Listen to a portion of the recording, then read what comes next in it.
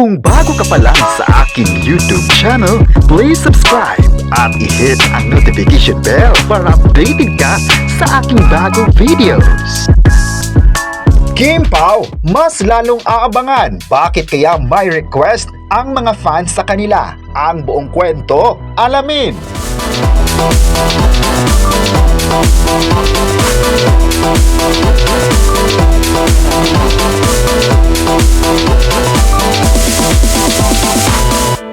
Ngayong araw, marami talaga ang nag-aabang na sa paparating na world tour ng Kim Pao. Maalala nitong nakaraan na pag-usapan ang nasabing world tour at isa sa mga komento ng fan ay excited sila sa kanilang idolo. Litas na ngayon na mas lalong aabangan pa ang Kim Pao sa ibang bansa dahil maraming mga request ang mga fans sa kanila. Ayon pa sa kanilang request ngayon, gusto nilang magkakaroon ng Kim Pao ng meet and greet sa mga taong naging part din ng kanilang success. Di naman may tatanggi na marami pa ring mga banyaga ang gustong makilala ang Kim Pao at lalong-lalo na ang makita ng harapan. Ang request ay tila sinang-ayunan ng karamihan. Maganda naman raw na makapagbigay ng oras ang Kim Pao sa kanilang mga supporters sa ibang bansa. Kahit hindi mga Pinoy, ay excited na rin mapapanood ang artist ng Pilipinas. Kilalang kilala naman talaga ang mga Filipino artists sa ibang bansa at na-hook din talaga sila sa mga projects ng Kim Pao.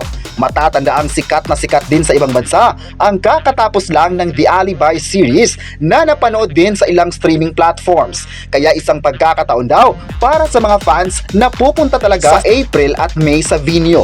May nagsabi naman na mas lalong pag-uusapan pa ang Kim Pao dahil siguradong marami na ang nagtatanong sa pamunuan ng ABS-CBN kung paano sila makapasok sa darating na event. Alam ng lahat na magiging puno ang venue dahil hindi naman maitatanggi na sikat din ang Kim Pao sa bansa at maging sa iba.